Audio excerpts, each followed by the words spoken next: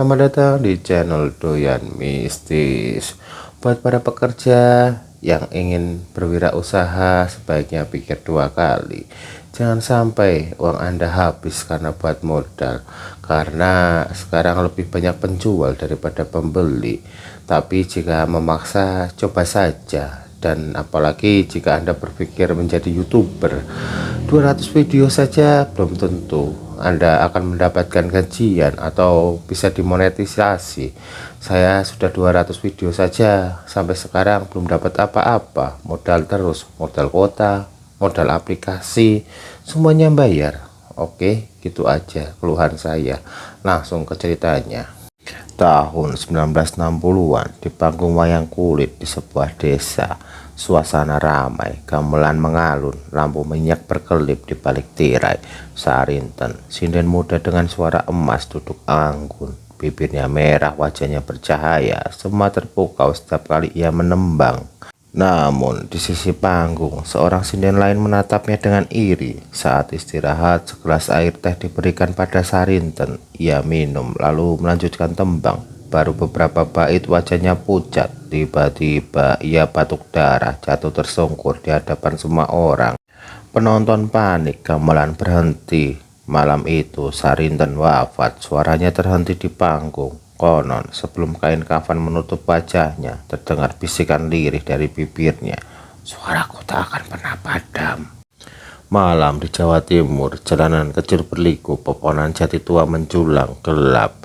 Sebuah bus malam yang berhenti di terminal sepi, turunlah 3 anak muda. Rara, berumur 21 tahun, mahasiswi seni vokal, wajah lembut, matanya selalu berbinar saat bicara musik tradisional.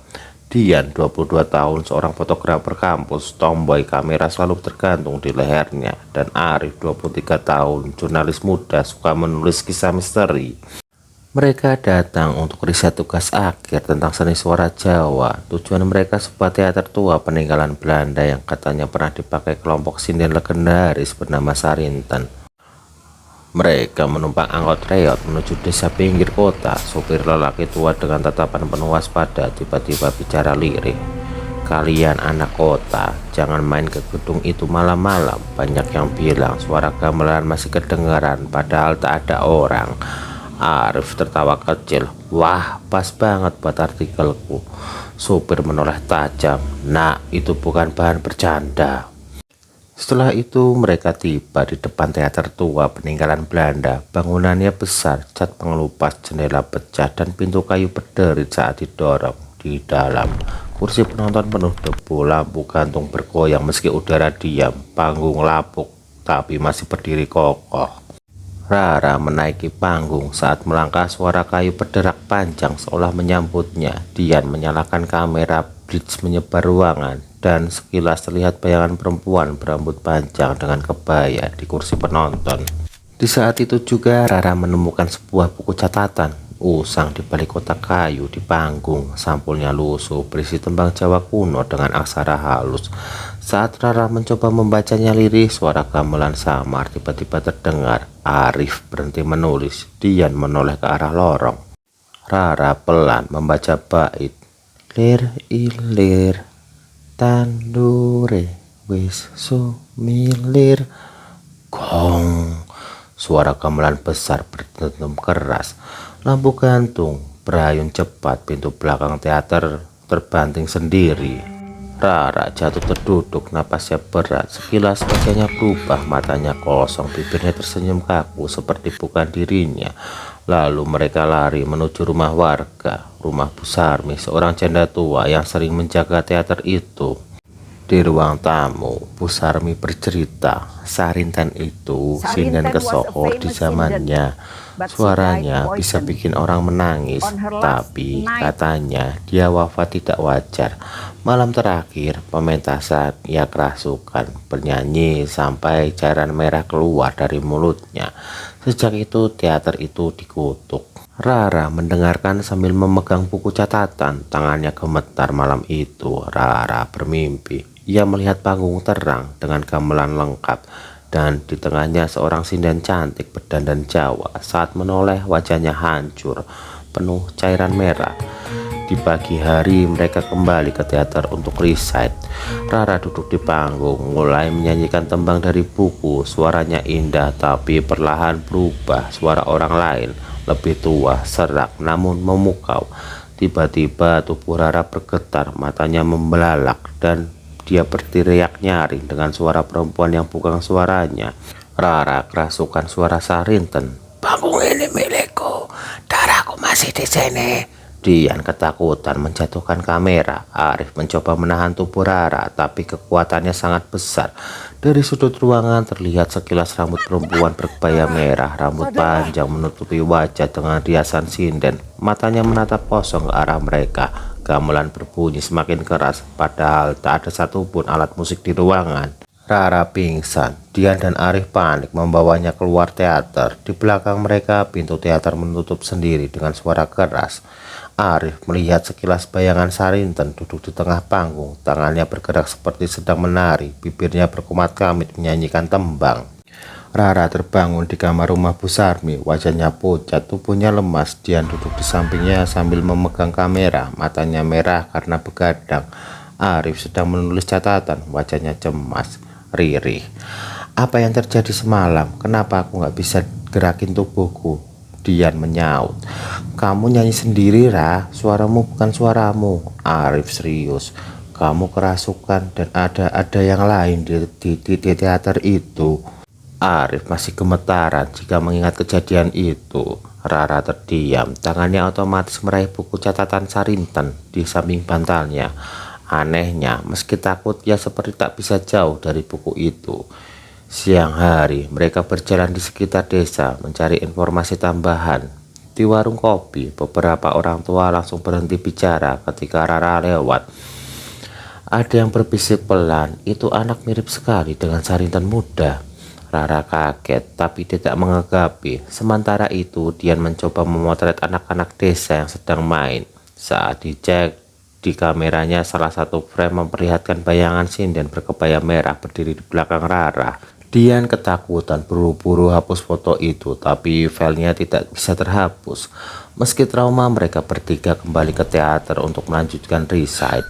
Saat memasuki panggung utama, suasana lebih dingin, debu berjatuhan dari langit-langit. Kursi penonton berderet seolah ada yang menduduki.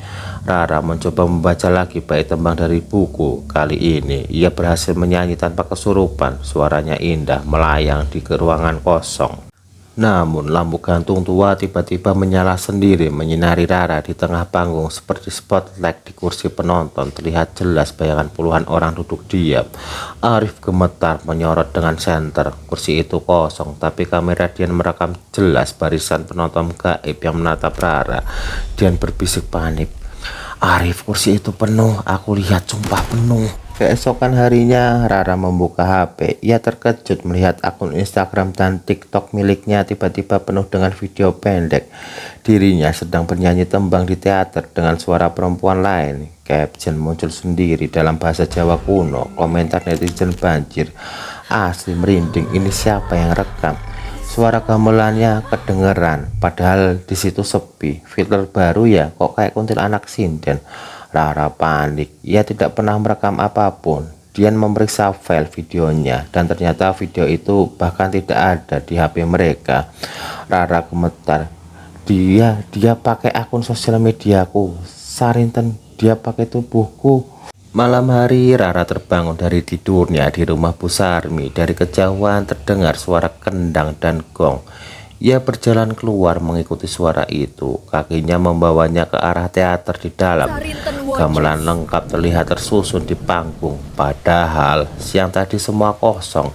Para penabuh bayangan memainkan irama cepat. Dan di tengah panggung berdiri Sarinten dalam wujud jelas, kebaya merah, wajah putih pucat dengan rias sinden, bibir tersenyum dingin. Sarinten menoleh pada Rara. Sarinten lirih, suara bergema, "Tubuhmu, suaramu akan jadi milikku. Aku ingin bernyanyi lagi melalui kamu." Rara jatuh terduduk, telinganya mengeluarkan cairan merah sedikit karena suara gamelan terlalu keras. Saat ia menutup mata, bayangan penabuh gamelan hilang, instrumen menghilang, panggung kosong kembali. Rara mulai sering kehilangan kesadaran saat ia bernyanyi. Kadang-kadang wajahnya berubah, suara yang keluar adalah suara Sarinten, bukan dirinya. Dian merekam diam-diam. Dalam rekaman terlihat jelas dua sosok Rara di panggung dan Sarinten berdiri di belakangnya. Seolah suara itu keluar dari keduanya sekaligus. Arif membawa hasil rekaman itu ke seorang dukun desa.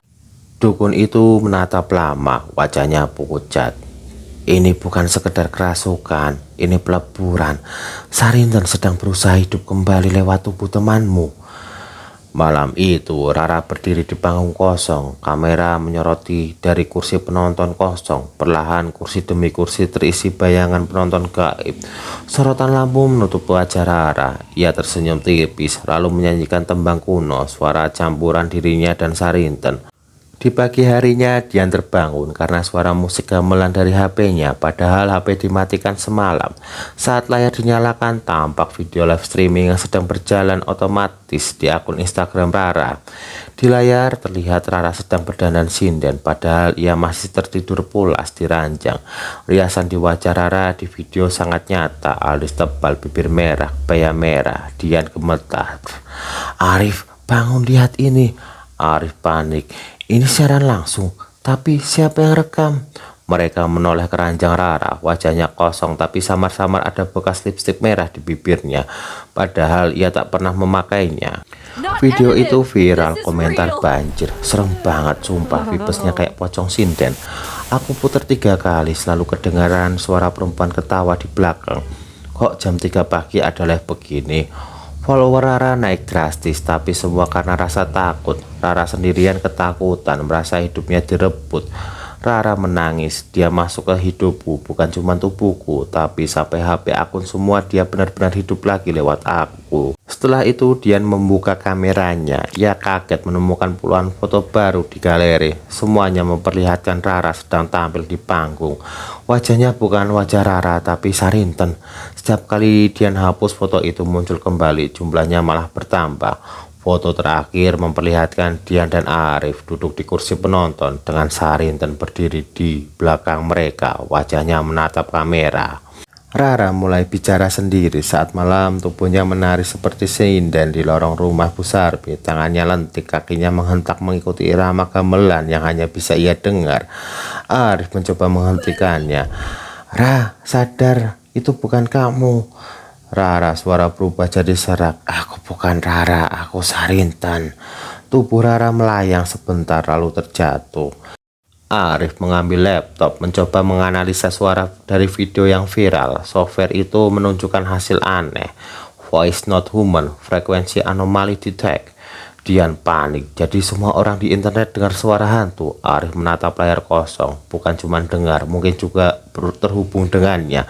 Seolah menjawab notifikasi masuk di laptop, sebuah file baru otomatis muncul, namanya Tembang Sarinten. Mereka akhirnya memutar video itu. Terlihat panggung kosong, teater tua, kamera bergoyang. Perlahan Sarinten muncul dari kegelapan, menatap langsung ke kamera, bibirnya bergerak. "Aku akan menyanyi lewat kalian semua." Laptop tiba-tiba mati. Malamnya Rara bangun tidur dengan wajah sudah penuh rias sinden tradisional. Wajahnya putih pucat, alis hitam tebal, bibirnya merah. Ia menatap cermin dan bayangan di cermin bukanlah dirinya, melainkan Sarinten sepenuhnya. "Kau tak bisa melawanku, Rara, aku sudah kembali." Cermin pecah sendiri. Rara teriak, suaranya berubah-ubah antara dirinya dan Sarinten. Dian merekam dan menangis. "Rara, kamu masih ada kan? Jawab aku." Arif menarik Rara menjauh, tapi tiba-tiba pintu kamar tertutup keras. Dari luar terdengar suara gamelan menggelegar. Rara berteriak dan samar-samar ada suara tawa perempuan panjang. Dan akhirnya lanjut di part 2. Kalau lo suka video ini jangan lupa like dan subscribe ya. Nantikan part 2 nya. See you.